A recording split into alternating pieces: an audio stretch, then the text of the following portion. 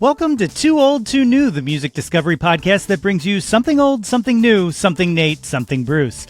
I'm Nate Runkle, host of the Yo, That's My Jawn podcast, and with me, as always, is my good friend Bruce Warren of WXPN. Hey. The premise of this show is simple. Every week, we bring you two songs apiece. One new song that's been metaphorically spinning our turntable platters, and one old song that we believe still absolutely matters. I'm like a pro at this now. This is getting so easy. How's it going, Bruce?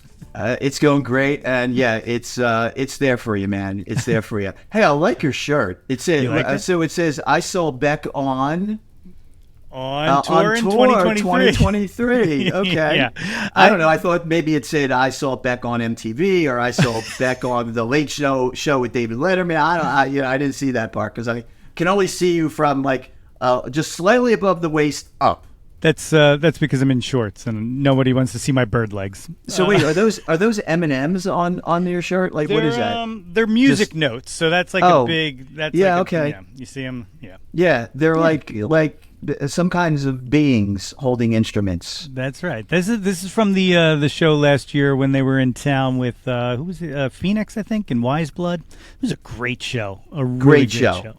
And he's coming to town with the Philadelphia Symphony Orchestra at the Man. That's going to be killer. I still got to get those tickets, I think. But yeah, that's coming up. yeah. I'm out of town, so I won't be there. So tell me how it is if you go. I'll let you know. I'll send you a note.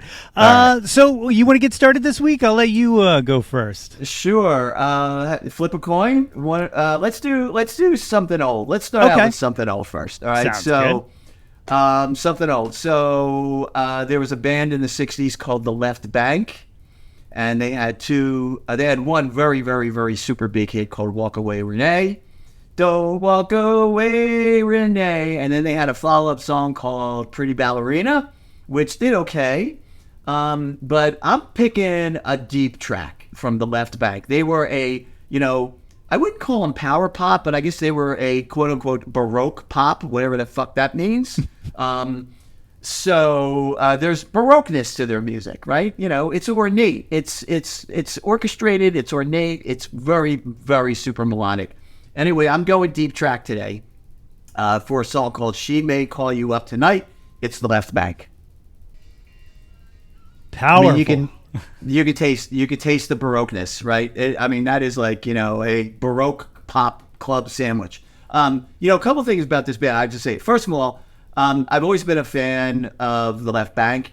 But I'm more a fan now. The reason why I started kind of listening to them again was because of the Lemon Twigs. That the new Lemon Twigs record is just so good and is just filled with incredible elements of Baroque pop and power pop that I was like, you know what? Let me just go back to where it sort of started. So that's why it hit my radar. And let me just say one other thing about their really big hit, "Walk Away, Renee." If you've never heard the cover of it by the Four Tops, you should check out the cover of the Left Bank's "Walk Away, Renee" by the Four Tops. Highly, highly recommend it. All right, what you got? Yeah, what you got? Real quick on that. That is stellar. You know what else is good is, and I'm sure you've heard it. Billy Bragg's rework of "Walk Away, Renee," where he does the monologue over it. It cracks me up every time. She said I was the most illegible bachelor. Yeah, I love it. It's good stuff. For my old, I went local. And this is from 95. It was recorded in the spring of 94. And it's a song called As the World. And it was the title track for an album called As the World by the band Echolyn. They were a prog rock band from this area who got signed to Sony. This was their Sony debut. And when it didn't sell, they got dropped by Sony. It was grand opening, grand closing. And you know what? I understand it because it's a tough sell. But the musicianship on this album is otherworldly. It's absolutely incredible. And it blows my mind that this even exists. And one of the weirdest things about it is the fact that this is around the same time as Pearl Jam, Nirvana, and then we get something as powerful as this. This is As the World by Echolyn. I mean, come on, man. Come on. Exactly. Come on. Now, there's a little bit of self-serving in picking this. First of all, I've been a fan of this album forever. Some of the members of the band went to my old high school and stuff like that. So we're talking super local here. But Tom, the bass player from Echolyn, is in a band now called Tribe of Names. And my really good friend and my musical co-conspirator, Scott Miller, is the drummer in Tribe of Names. And they're another phenomenal prog rock band fronted by Simon Godfrey, formerly a Tiny Fish. So if you're into the prog, check out Echolyn, check out Tribe of Names, check out Tiny Fish. There's all kinds of good progressive goodness here for you. But man, As the World, absolutely, as an album opener, just slaps you in the face and does not stop and let up. Yeah, it was a very popular album here in Philadelphia when it came out. And, are you familiar? So after Echolyn broke up, they became, two of the band members became this band, Gray Eye Glances. Yes. Do you remember that band? Yes. And who also, I think the drummer and their guitarist from Echolyn were members of Gray Eye Glances. And their record was a huge record on XPN. I think it was the only place it was huge, but they were signed to Mercury Records, and they kind of carried on the spirit of Echolyn. Philly has always had an affinity towards prog rock. It goes way back to the early days of Yes, particularly a DJ named Ed Shockey, who was on WMMR back in the day, was a huge Genesis fan, huge Yes fan. And, growing up in Philly, it's kind of, you could not escape prog rock. So that's a great, excellent choice, Nate. Beautiful, beautiful stuff. And, you mentioned like so around the Sony drop, they broke up, they got back together, they broke up.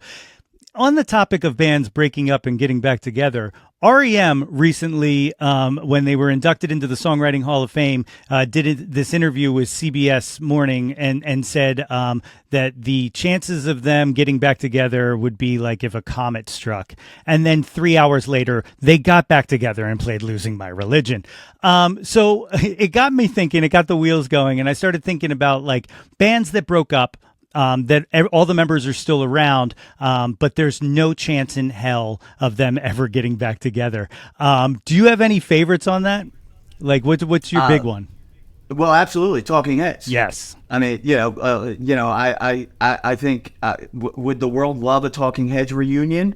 Absolutely. Did they all get together when that movie came out or whatever? Yeah, they all got together, but they didn't play. And I think there's still very bad blood between the members, which is a shame. But hey, you know what? Bad blood hasn't fucking stopped the Eagles from getting back together again. Okay, so let's just put it. When there's enough money on the table and fandom is at a peak, like craziness. I think the world would be a much better place if Talking Heads got together and went on tour. So there you go. Totally agree. And I got to. How about you? Well, I got to give the shout out that the very first time we were ever in the same area at the same time would have been 1979 at the Philadelphia Zoo for the Talking Heads, who performed at the zoo, which is bizarre. I was 2 years old and in a stroller. I don't think we actually had a conversation, but we were both there. That is absolutely right. That is absolutely right. Man, what a memory. That's a good one. That was a weird, fun night. I don't doubt it. I don't much remember. For me, the band that I would love to see get back together, that I know for a fact will never get back together, and we were kind of talking a little splintering of it earlier. For me, it's Uncle Tupelo. Uncle Tupelo was one of the most important bands I ever came across in my life. It inspired me to write so much music, and plus they just rocked, man. But the bad blood between Jay and Jeff is so entrenched. I don't see that ever changing. But yeah. I also feel this way kind of about Oasis, but I do feel like someday someone's going to come with a big enough paycheck that those two are going to get over it. Because I don't know if you saw on Stereo Gum, but Liam Gallagher leaves a seat available hold for Noel Gallagher at every show he plays, and someone commented on it and was like, I'm sitting in front of this. Do you do this at every show? And he replied, who knows if he'll ever show up? And that's love right there. That is love. That's really funny. That's very funny. That's very funny. Well, REM, they did it right. Yeah. Okay, the Anthony Mason CBS thing, they perform one song, and that's okay. But they did it right. They will probably never tour again or play again.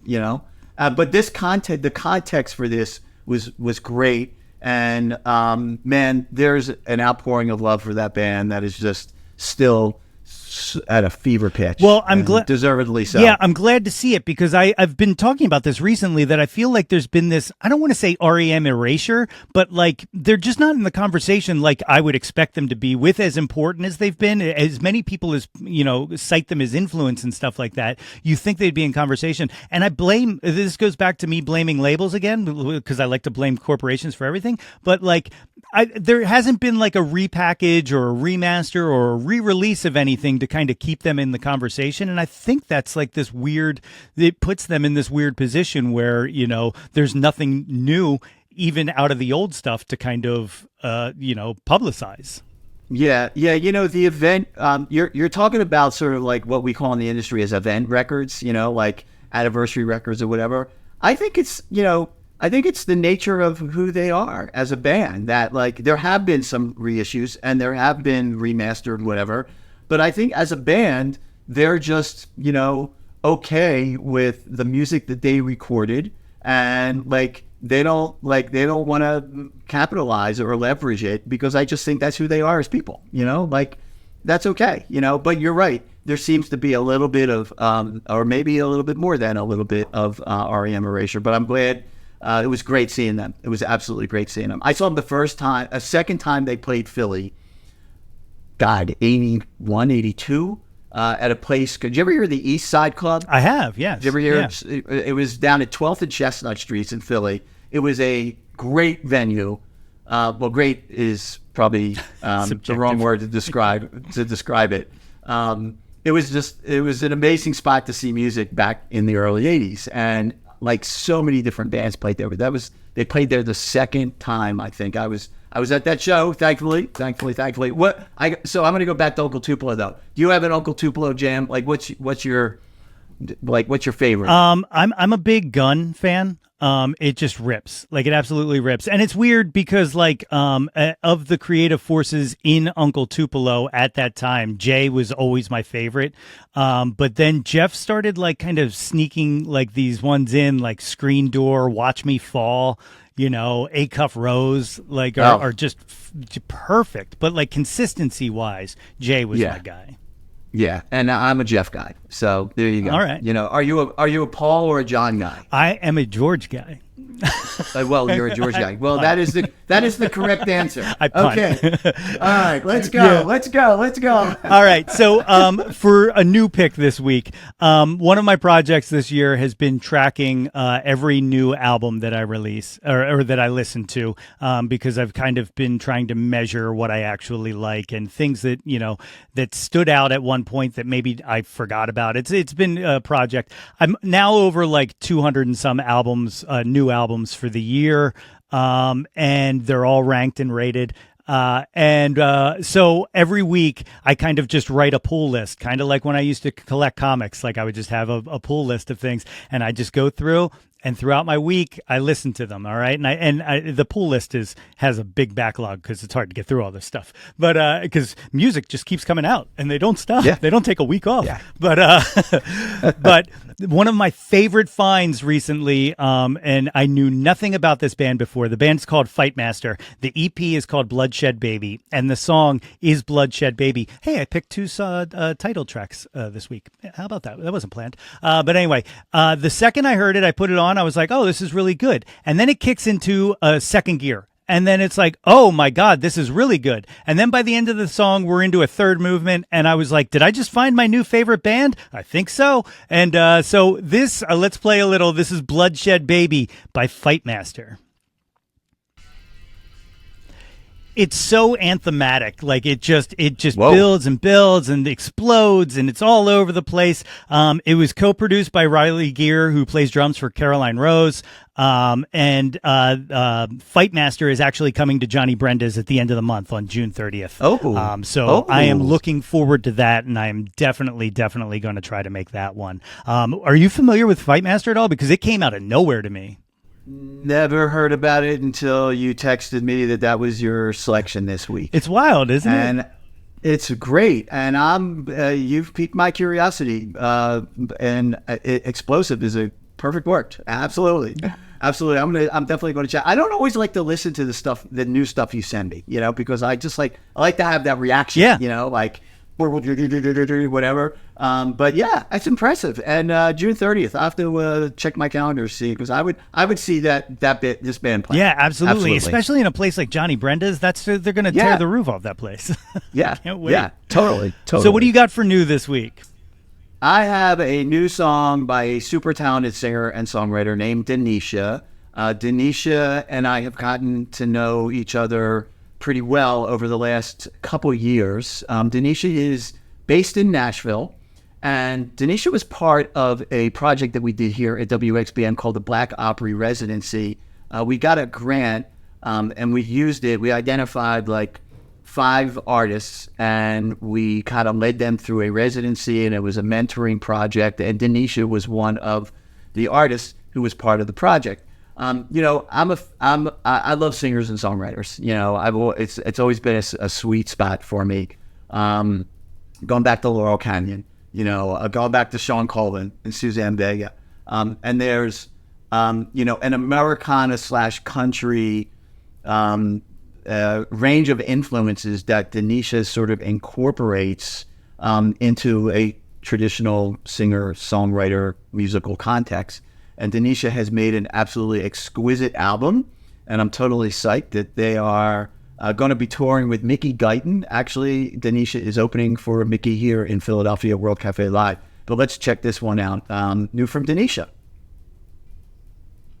So there you go, Denitia, back to you. There's I have a sort of a, are you familiar with the Smokey Robinson song, Cruisin'? Oh, of course, yes. I was in a duo, right. and we used to cover that. So, that is like, I have a cruising, like a cruising framework. Like, if a song could get you in the mood that cruising puts you in, I am totally there. And I could listen to it on a 24-hour loop. And that is the vibe of this new Denitia song. It is just like, roll down your windows and drive all day and night kind of vibe, and super talented. And I will say, I had an opportunity to work with Denitia in the studio in Nashville earlier this year, and watching them play, like compose and harmonize was just kind of mind-blowing. So I'm super psyched for Denitia. So be on the lookout for Denitia's new record.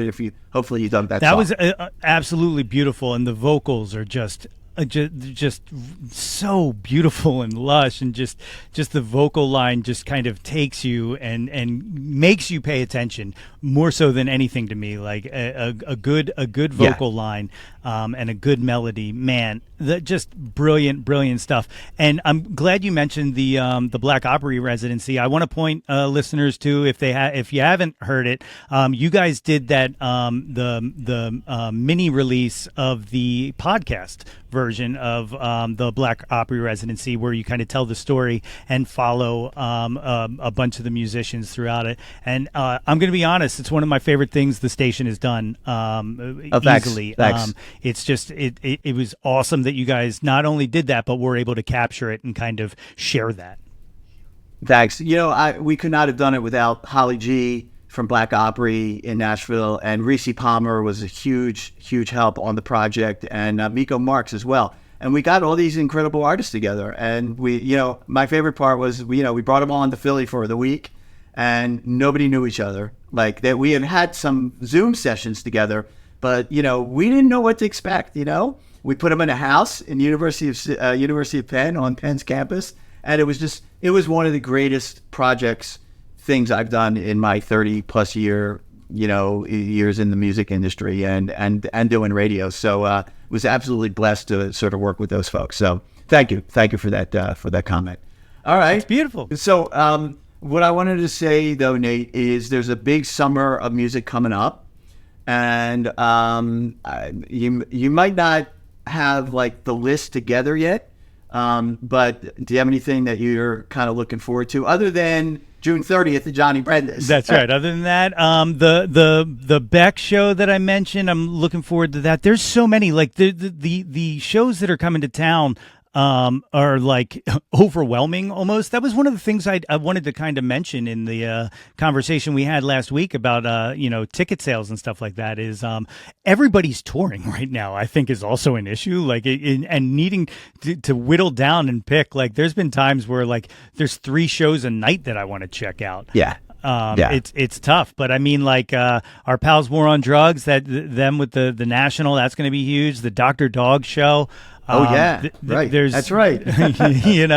There's so much good stuff on the horizon. Like and going through into September and October, because of course, I don't know if anybody still needs to get their tickets, but there's a little festival called the Exponential Music Festival that I'm also looking forward to. Thank you for the plug, Nate. Thank you very much. How about yourself? My boss always says, you never plug our own shit. But thank you. All of the above. First of all, September is just ridiculous. Definitely going to hit Dr. Dog. I'm actually very excited. I'm going to Newport Folk Festival for the very first time. Wow, that's going to be great. Yeah, I'm really psyched. Speaking of the War on Drugs, they're playing. Dave Rawlings and Gillian Welsh are playing. God, there's so many amazing bands. So I'm very excited to experience that for the very first time. So that's and Bonnie Light Horseman tomorrow night at Union Transfer. So I'm looking forward to that because that is an amazing record. Absolutely. There you go. Absolutely. Oh, by the way, you were a comic collector? I used to be, yes. Used to be. Okay, Same here. So put on the whiteboard. Bruce and I have to talk about comics. Oh, I'm in. Right, we might have a spin-off. We might have a spin-off show. Oh, there you go, Nate. You can't do more work than you're already doing, dude. Boy, that's true. My wife is ready to file for divorce.